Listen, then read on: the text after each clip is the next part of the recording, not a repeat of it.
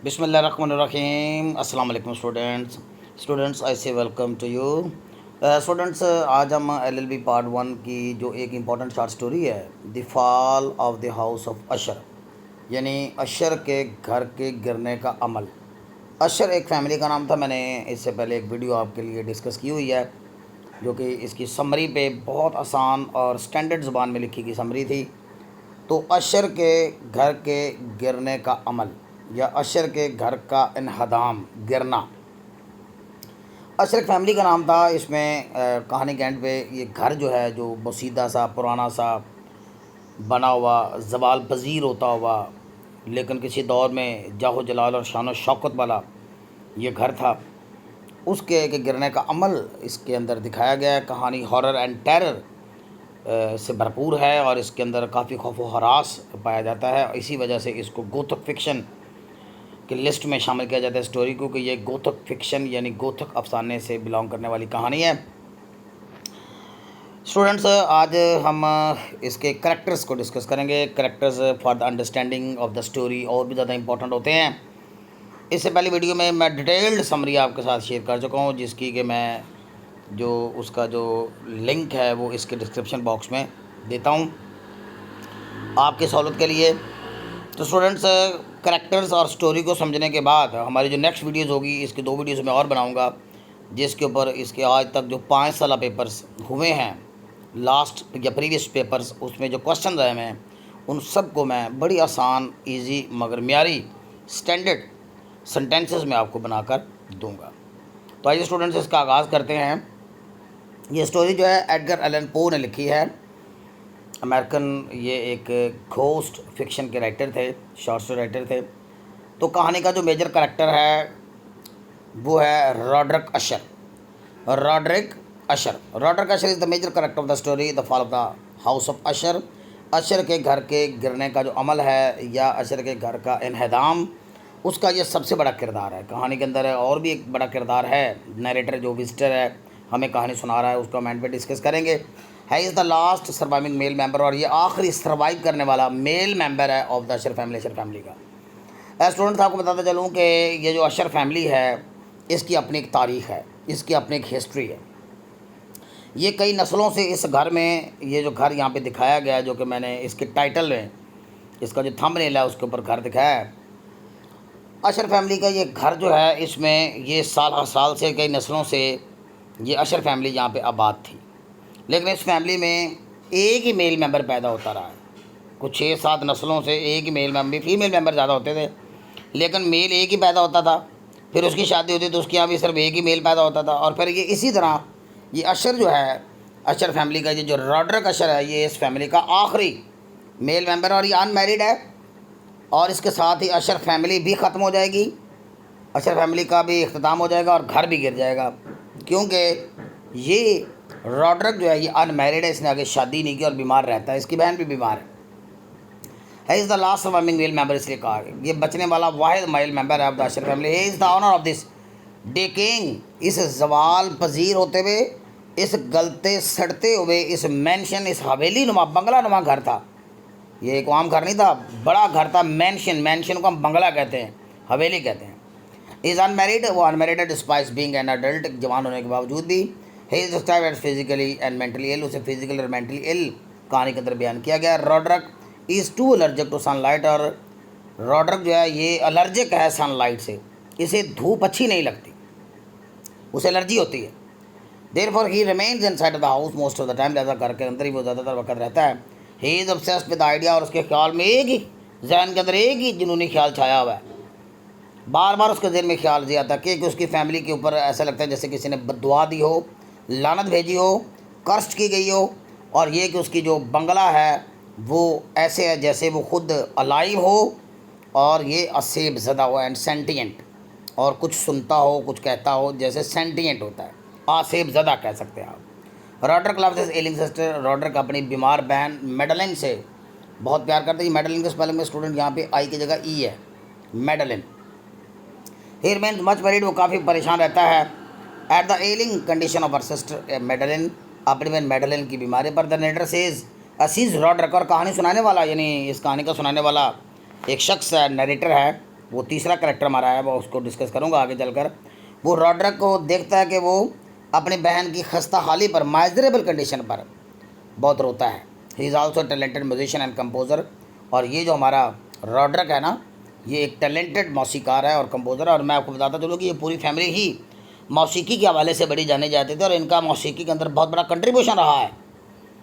यानी कई नस्लों से वो कंपोजिंग करते रहे, मौसीकी तरतीब देते रहे, मौसीकार हैं, म्यूजिशियन हैं।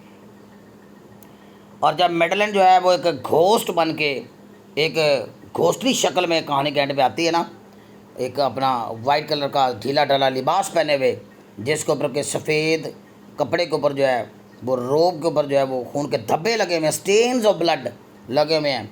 He is filled with terror and terror, तो देख के खौफ व हरास से भर जाता है। ये जुमला याद रखिएगा स्टूडेंट्स, कहानी का अगर आपको क्वेश्चन आता ना कि ये गोथक फिक्शन है, यानी ड्राउनी कहानी है, हॉरर एंड टेरर वाली है, सुपर नेचुरल एलिमेंट है, तो ये आप इसमें ये वाक़या आप ज़रूर बताइएगा कि जब वो अपीयर होती है ना, क्योंकि उसे तो वो दफना चुके हैं, उनके ख्याल में वो मर चुकी है, लेकिन वो रीअपीयर होती है कोफन से, ताबूत से, ऐसे जैसे जिद्दोजहद करके स्ट्रगल करके बाहर निकल आई है। क्योंकि ऊपर बैठे इस रॉड्रिक को और नरेटर को आवाज़ें आ रही थी उस ताबूत से, जैसे कोई तोड़ के खुद निकलने की कोशिश कर रहा हो। और ये वो जब वो आती है ना, शी अटैक्स रॉड्रिक, तो रॉड्रिक पर हमलावर हो जाती है and he dies because of fear, और वो खौफ से मर जाता है। He is buried under the debris, और वो मलबे के नीचे आके मर जाता। सारी बात है, मकान जब गिर जाता है, इतना भारी मकान ऊपर गिर गया, मलबा पूरा गिर गया, तो कहाँ बचेगा ये। तो हम ये सपोज कर सकते हैं कि वो मर गया डेब्रिज मलबे के नीचे आके, ऑफ द हाउस ऑफ, उस घर के नीचे, विच कोलैप्सेस डाउन, जो कि धड़ाम से नीचे आ गिरता है at the end of the story, कहानी के अंजाम पर। दूसरा किरदार मेडलिन अशर है, यानी ये अशर की बहन है। Madeline is the Roderick's twin sister. कहा जाता है कि ये रॉड्रिक की जुड़वां बहन है। She suffers from a mysterious illness, वो एक पुरस्कार बीमारी में मुब्तला है जिसको डॉक्टर भी इलाज नहीं कर सकते, और डॉक्टर भी जिसकी नहज तक उसके नतीजे पर नहीं पहुंच सके कि मसला क्या है। She is physically frail and weak, जिसमानी तौर पर कमज़ोर दिखाई देती है, मुसलसल बीमार रह रह कर वो फिज़िकली वीक हो चुकी है। She has a ghost like appearance, और उसकी शक्ल शुबात ऐसी जैसे भूत प्रीत हो। She remains confined to room, वो कमरे तक महदूद रहती, कन्फाइंड टू महदूद रहना, वो कमरे तक महदूद रहती है बिकॉज ऑफ इलनेस, अपनी बीमारी की वजह से। Madeline Usher is suffering from mysterious illness catalepsy. ये बीमारी का नाम याद कर लीजिए स्टूडेंट्स, आपने इसका हवाला देना है। कैटालेप्सी में वो मुब्तला है। कैटालेप्सी कौन सी बीमारी होती है, मैंने ब्रैकेट में वजाहत कर दी, आप भी लिखिएगा ज़रूर। The loss of control of one's limbs, जब आपका अपने असाब पे, अपने अज़ाब पे कंट्रोल ख़त्म हो जाए और वो मुड़ना शुरू हो जाएं, जाम हो जाएं, मुड़ जाएं, एट दैट कॉजेज सीजर, जिससे वो सीज हो जाते हैं, जम जाते हैं, जुड़ जाते हैं। एंड डेट लाइक ट्रांस, और आपके हुलिये को देख के ऐसे लगता है कि जैसे आप मर गए, आपका हुलिया ऐसे जैसे डेथ लाइक हो जाता है। मेडलिन्स हेल्थ इज़ कंटिन्यूसली डिटेरियोरेटिंग, सवाल पजीर उसका सेहत हो रही है दिन ब दिन, day by day. Roderick informs the narrator, और रॉड्रिक खुद बताता है नरेटर को, कहानी सुनाने वाले को, that he is suffering from nervousness, के वो खुद भी नर्वसनेस का शिकार है। And that sister Madeline is also suffering from mysterious disease, कि उसकी बहन भी एक ऐसी पुरस्कार बीमारी में मुब्तला है कि डॉक्टर जो are unable to diagnose her disease properly, कि डॉक्टर भी उसकी बीमारी को प्रॉपरली डायग्नोज नहीं कर पाते।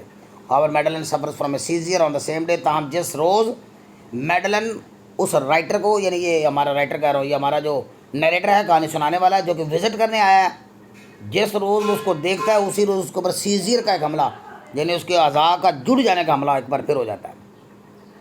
Well Roderick and narrator are conversing with each other, जबकि रॉड्रिक और वो जो हमारा नरेटर है आपस में बैठे बातें कर रहे होते हैं। Madeline passes through the room, वो कमरे के दरमियान से गुजर के जाती है।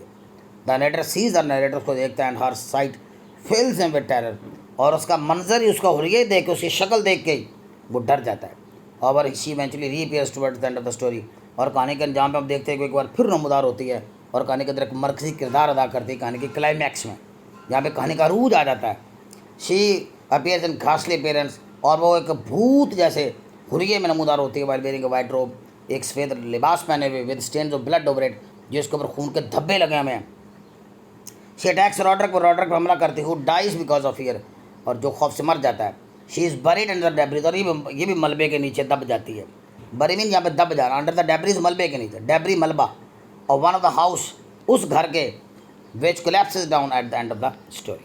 कहानी का तीसरा बड़ा किरदार नरेटर है, जो हमें कहानी सुना रहा है, इसके बारे में भी आपको मालूमात होनी चाहिए। इम्तिहान में अक्सर इसके ऊपर क्वेश्चन आया है, बदल बदल कर वर्ड चेंज करके आता है क्वेश्चन। द अननेम्ड नरेटर, इस कहानी का जो अननेम्ड नरेटर है is a childhood friend of Roderick, वो रॉड्रिक का बचपन का दोस्त है। Usher can serve as the story's main protagonist, और कहानी के बड़े प्रोटैगनिस्ट मेजर करेक्टर के तौर पे यहाँ पे काम करता है। The narrator of the story is the visitor, और ये कहानी सुनाने वाला ही इस घर का एक मुलाकाती है, इस घर का एक सयाह है, इस घर को मिलने आया है, इस घर को विज़िट करने आया है। और विज़िट भी वो क्यों करने आया है? क्योंकि रॉड्रिक अशर ने रिक्वेस्ट की थी कि मुझे मिलने आओ। रॉड्रिक अशर बीमार है, ये बचपन का दोस्त है, उसने अपनी केयर के लिए इसको बुलाया है। और आप उसकी सिंसियरिटी नोट कीजिए कि वो नरेटर जो है रॉड्रिक अशर की एक रिक्वेस्ट पे ही उसकी केयर करने के लिए आ गया। वो इज दिस चाइल्डहुड फ्रेंड, जो कि इसका बचपन का दोस्त भी है। The narrator arrived at the Usher estate, वो अशर की जायदाद या अशर की हवेली में पहुंचता है after receiving a letter from Roderick asking for help, जो मदद मांग रहा है।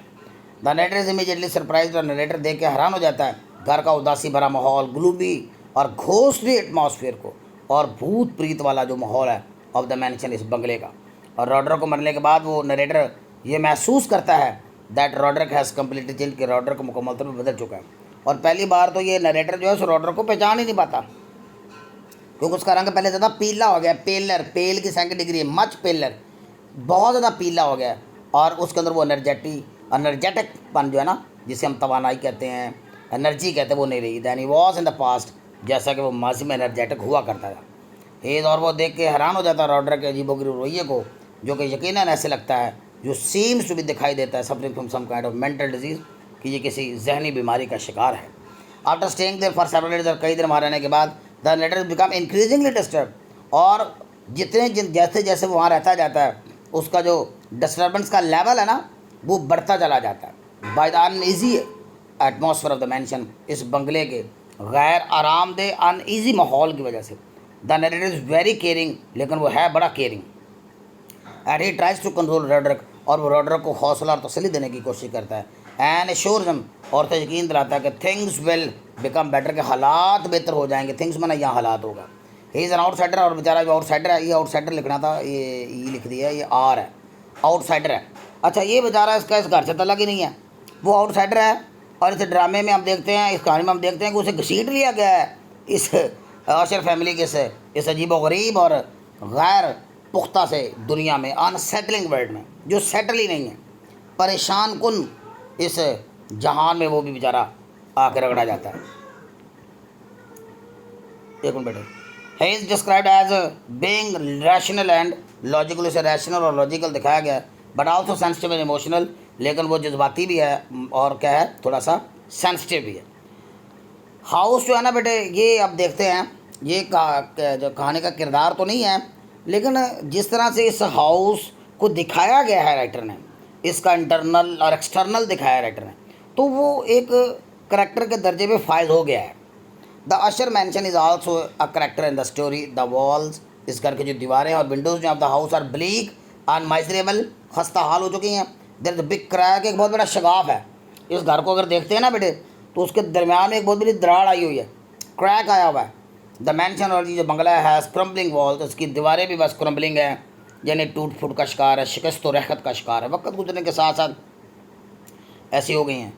And vacant I like Windows, और उसकी विंडोज़ ऐसी है इस घर की जैसे कोई खाली आंखें हों ना, हड्डियों वाली जैसे आँख, यानी हमारा जो स्कल होती है उसके अंदर सिर्फ वो सुराख से नज़र, आँख का सुराख होल नज़र आता है, तो ऐसे वैकेंट लाइक विंडोज़ हैं। मार्कर से ज़रूर लिखेगा इसको। The Usher house adds to the decaying atmosphere of the story, और कहानी का माहौल पहले ही डिकेइंग है, तो ये घर जो है ये इसमें इजाफा करता है। The outside of the house, और घर का जो बैरून है, बाहर का हिस्सा इज एज माइजरेबल, ऐसे खस्ता एज द इनर साइड, जैसे अंदर वाली साइड है। The cracks of the Usher homes house widen, और हम देखते हैं कि इसको दरारें जो पड़ी अंदर से और बाहर से, वो बाद में क्रैक्स जो वो खुल जाते हैं at the end of the story. कहानी के अंजाम पर हम देखते हैं perhaps because of the stormy weather, क्योंकि शायद तूफानी रात थी, एंड द हाउस कोलैप्सेस, और घर गिर जाता है, and turns into big heap of debris, और मलबे के बड़े ढेर में तब्दील हो जाता है। और इसके साथ ही बड़ी कहानी जो है वो यहाँ पे ख़त्म हो जाती है। तो स्टूडेंट्स, इसके बाद हम इसकी जो बाकी जो क्वेश्चंस हैं इंशाल्लाह नेक्स्ट 2 वीडियोज़ के अंदर वो डिस्कस करेंगे। होपफुली कि ये स्टूडेंट्स मटीरियल आपको ज़रूर पसंद आएगा। आप इसके अगर नोट्स बेटे लेना चाहें तो you can talk to me on this numbers. Okay students, till next video, अल्लाह हाफिज़।